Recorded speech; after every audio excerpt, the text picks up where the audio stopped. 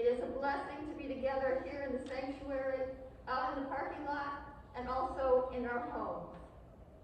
Wherever we are, worship unites us to one another and to our Lord and Savior Jesus Christ. We have 2 hymns that will be played today. For those in the parking lot and those at home, the first one is hymn number 147, Alleluia, Jesus Lives. And the second hymn is Christ is Alive, Let Christians Sing, number 363. That second hymn, the words are printed in the bulletin for those of you who are here in the sanctuary. So we will be singing 2 verses of the last hymn. May 6th is this Thursday, and it is National Day of Prayer. I urge you to sign up for a half an hour of prayer on that day. You can call the church office, or you can sign up on the website. We're trying to get the whole congregation involved in prayer that day, for praying for our country and our church and for everyone in need.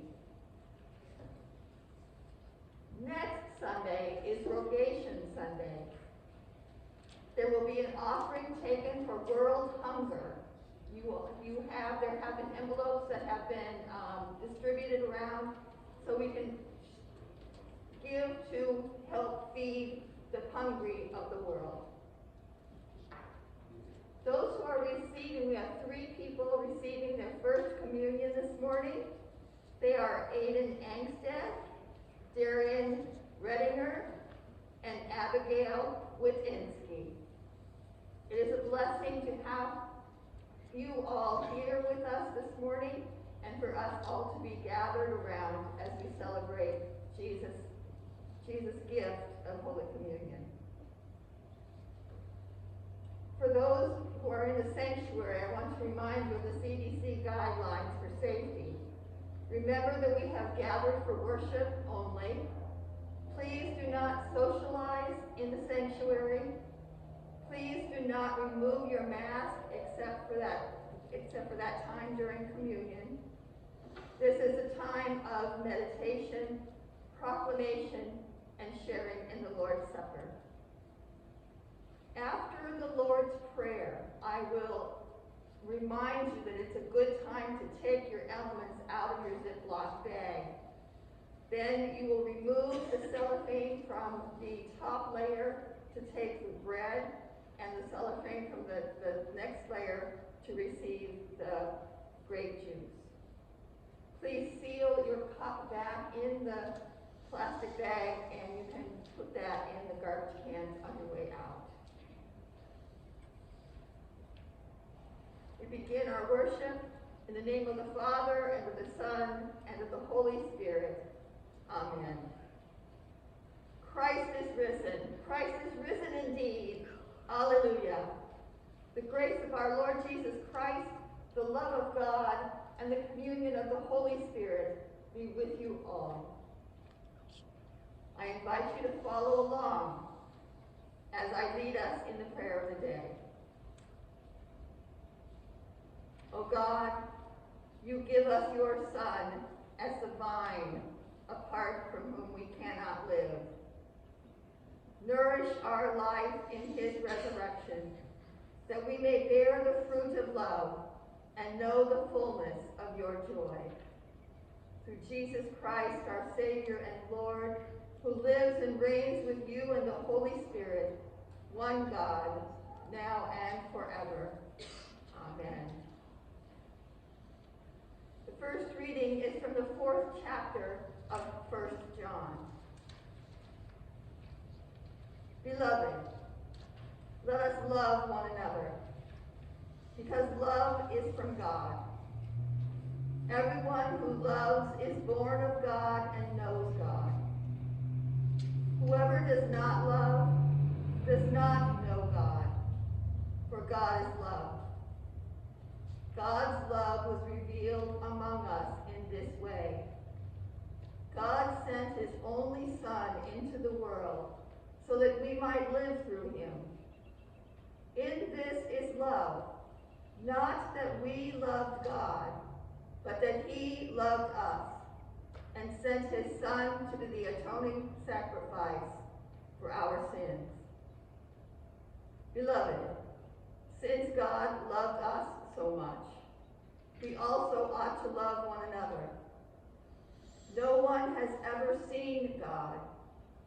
If we love one another, God lives in us, and his love is perfected in us.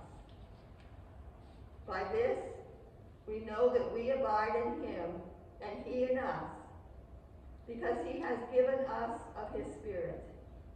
And we have seen and do testify that the Father has sent his Son as the Savior of the world. God abides in those who confess that Jesus is the Son of God, and they abide in God. So we know and believe the love that God has for us. God is love, and those who abide in love abide in God, and God abides in them. Love has been perfected among us in this, that we may have boldness on the day of judgment. Because as he is, so are we in this world. There is no fear in love, but perfect love casts out fear. For fear has to do with punishment, and whoever fears has not reached perfection in love. We love because he first loved us. Those who say, I love God, and hate their brother or sister, are liars. For those who do not love a brother or sister whom they have seen cannot love God whom they have not seen. The commandment we have from him is this: those who love God must love their brothers and sisters also. Word of God, word of life. Thanks be to God. I invite you to stand as you are able for the reading of the gospel.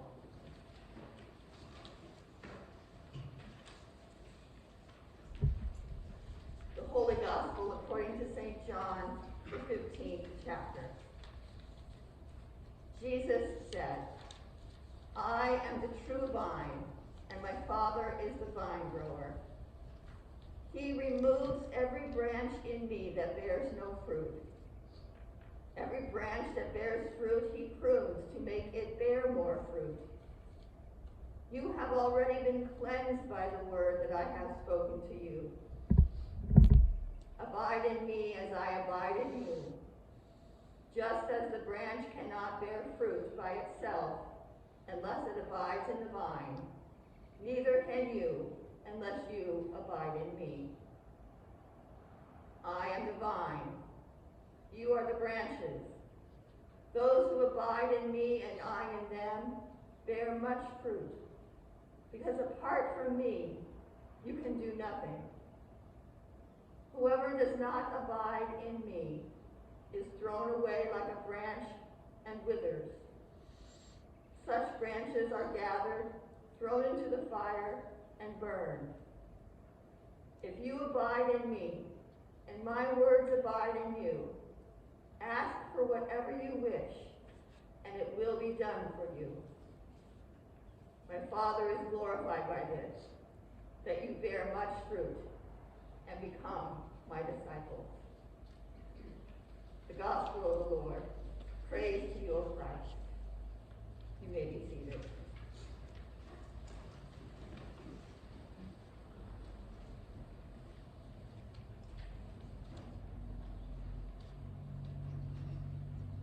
Please pray with me. Jesus, you are the vine, and we are the branches. Empower us with your love. Fill us so full of your love that we can't help but love one another. Strengthen us, keep us safe, and empower us to do your will. In Jesus' name we pray. Amen.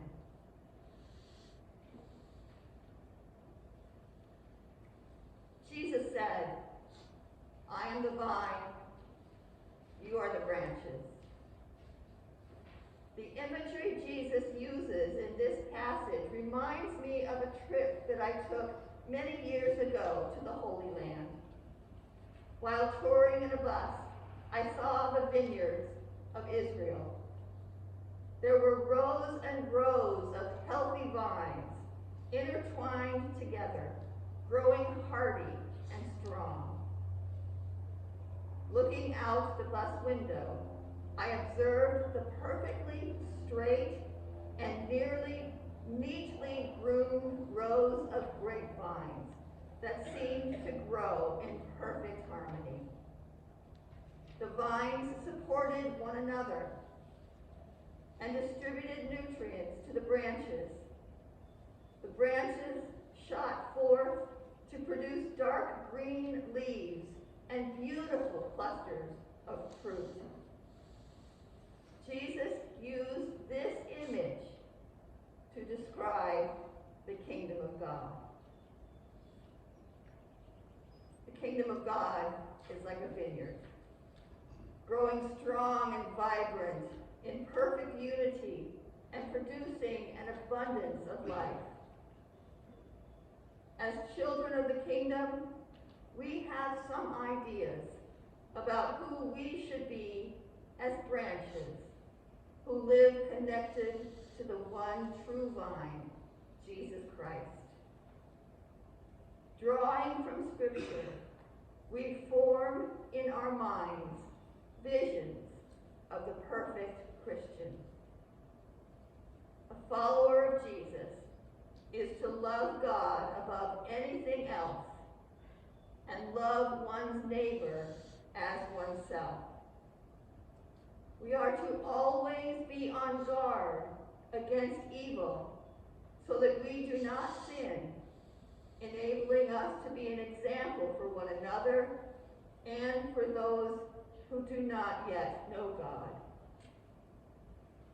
As workers in the kingdom, we are to give our all, using our gifts and abilities to serve others in our church, in our neighborhoods, and in the world.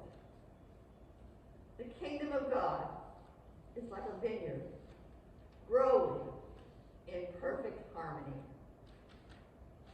As branches in the vineyard, we strive for perfection in ourselves and expect it of one another. When our son Nathan was in elementary school, his teacher asked if we would come and visit the classroom and share with them what we do in our job. After a short presentation about what pastors do, the children were given the opportunity to ask questions. I don't remember most of the questions, but the last one I do remember. One little boy raised his hand and inquired, "Do you ever mess up?" Do you ever mess up? That is a wonderful question. While in seminary, I began forming an image in my mind of the pastor that I wanted to be. Every professor seems to think that their school of discipline was the most important for ministry, giving me an all-encompassing portrait of what a good pastor would be. The perfect pastor preaches eloquently in a way that engages her listeners and helps them make connections between the Bible and their own lives. The perfect pastor always has time to be present with anyone who is experiencing crisis, transition, grief, illness, loneliness, or joy. The ideal pastor never forgets anything. She does not forget people's names or the circumstances in their lives. As I strive to be a branch in the kingdom of God, I work to produce good fruit. But back to the little boy's question. Do you ever mess up? I mess up all the time. I'm sure that you have an idea about who you should be as a branch in the kingdom of God. What gifts and abilities has God given to you to share? Do you ever mess up? We seem to carry so many burdens and expectations. We often measure our worth by how much energy we have, how much time we can spend producing, how many appointments we can keep. But no matter how many hours worked or volunteered, things produced, ideas carried out, phone calls made, the ideal is always just beyond reach. Yes, we do mess up. Not one of us is perfect. Anyone who honestly evaluates their life discovers that they do fall short. In our vocations, our relationships, our call to be Christians, we don't live up to our own expectations, let alone God's. Beautiful, dark green leaves and large, tight clusters of grapes are not always growing on our branches. But the more I study God's Word, the more I discover the depth of God's grace and the power of God's forgiveness. God does have high expectations for those who love him. But when Jesus says, I am the vine, you are the branches, he is not saying that we need to grow long branches of productivity in order to fulfill the will of the Father in heaven. The good news is that Jesus does not hold up an image before us and say, you must be like this. Instead, Jesus says, this is how I am. I am the vine. You are the branches. Jesus promises to be the source of life for us. Today, 3 young people will be receiving Holy Communion for the first time. As we concluded class last week, I asked them, do you need to do anything to earn Holy Communion? And all in unison they said, no. And I added, that is right. Holy Communion is a gift. It is pure gift.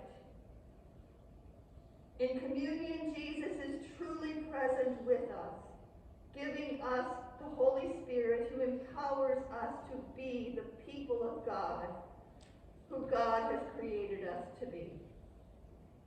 Jesus lives in us. It is Jesus who gives us the nourishment to grow into healthy branches.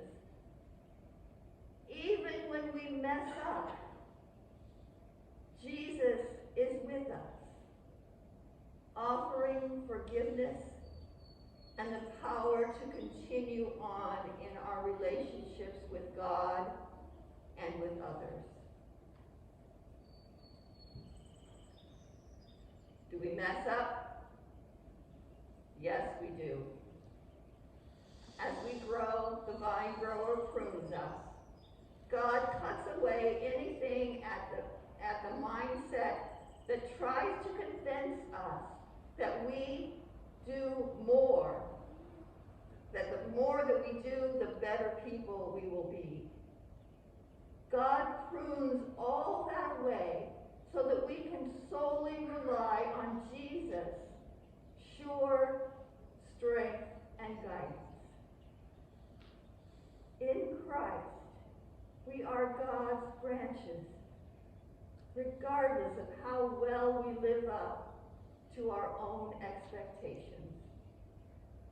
Our importance and worthiness do not lie in our feeble attempts to be perfect.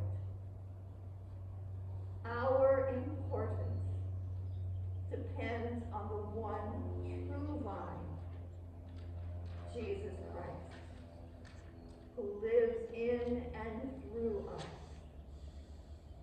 He will take our efforts and grow them into beautiful clusters of fruit.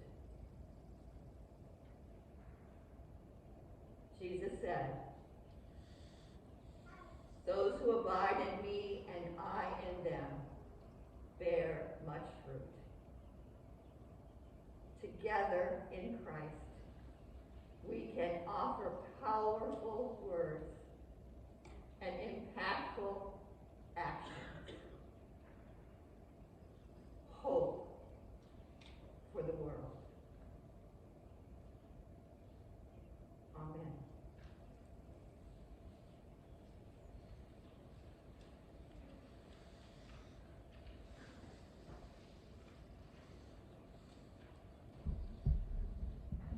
For those in the parking lot or at home, Hallelujah, Jesus Lives is number 147.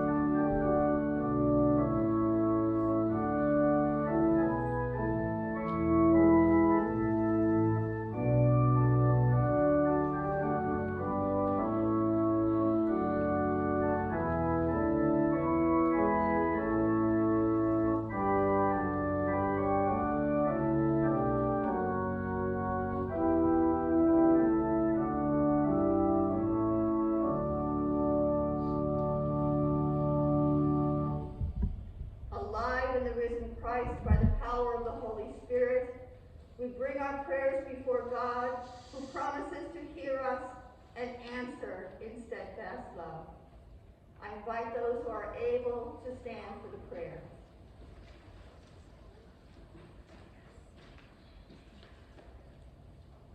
God of all fruitfulness, you abide in the church, and the church abides in you. Cleanse us by your word, and give yourself to the whole church on earth, so that it bears fruit and witness to your love.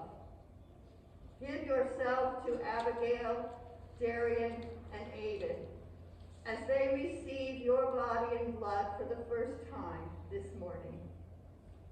Empower the ministry of Incarnation Lutheran Church in Reading. You have created the heavens and the earth. As we wonder at the beauty of creation, may we seek vital connections among all that depends on the earth for life. You rule the nations with justice and love. Give the leaders of the church assurance of your abiding presence, that they lead not by fear, but with love for those they are called to serve. You have loved us so that we can love others. We pray for for all in need of your love. Those who are poor, lonely, outcast, weak, or fearful. Provide for the needs of all, especially Bob, Peggy, Pat, Warren, Ruth, and all those we name in our hearts.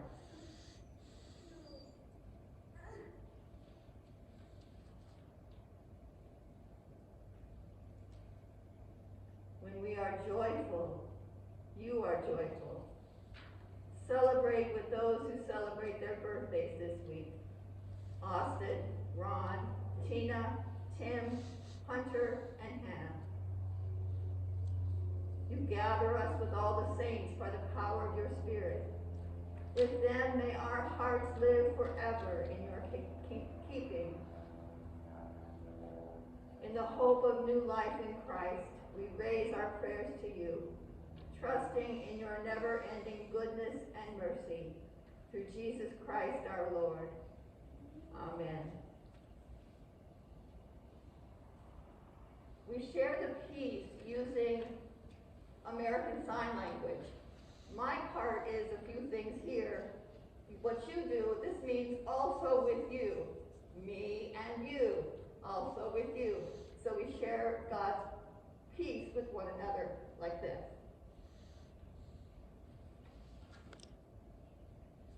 The peace of the Lord be with you, and also with you.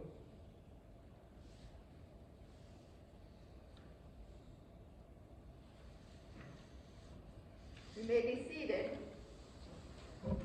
and this is a good time to take your elements out of the plastic bag for communion.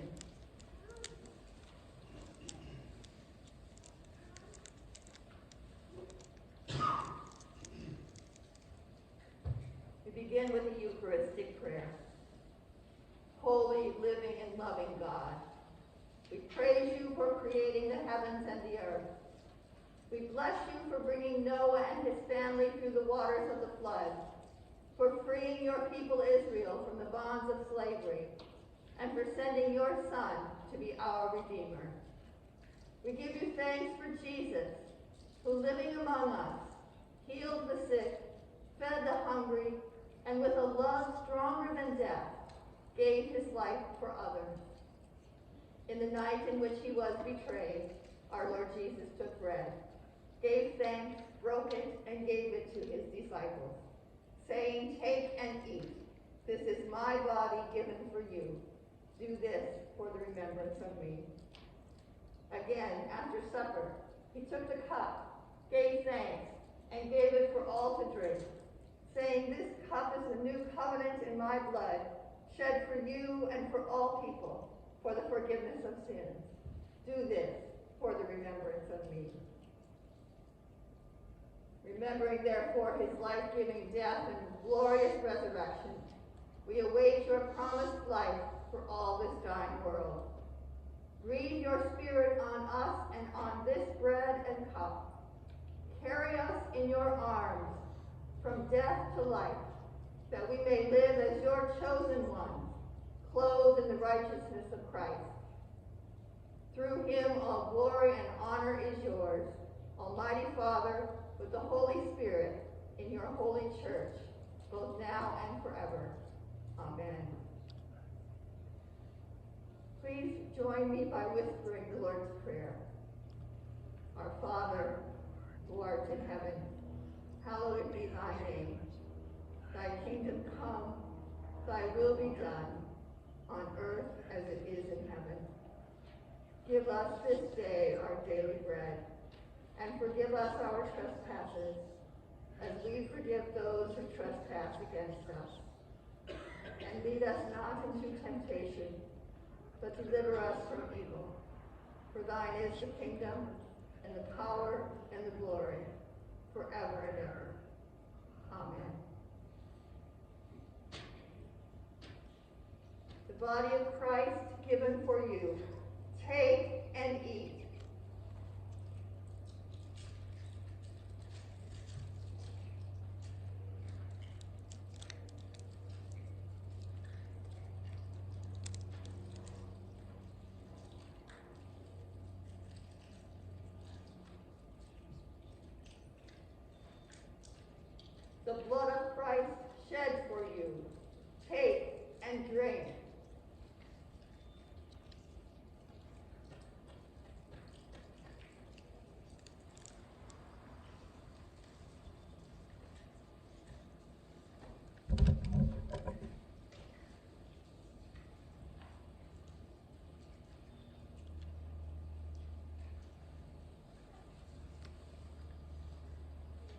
body and blood of our Lord and Savior Jesus Christ strengthen you and keep you in his grace. Amen. Remember to wear your mask as we sing 2 verses of Christ is Alive, Let Christians Sing. They are printed on your insert in your bulletin.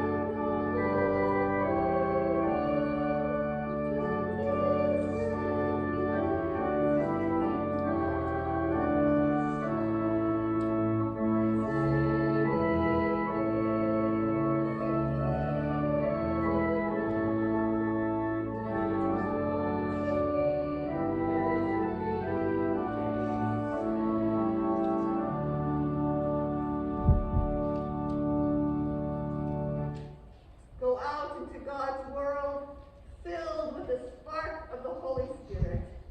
Let love guide your actions. Listen for the Spirit of truth. Spread the peace of Christ and remind everyone you meet that each one is a beloved child of God. In the name of the Father, and of the Son, and of the Holy Spirit. Amen. Alleluia. Christ is risen indeed. Alleluia. Go in peace. Share the good news. Alleluia.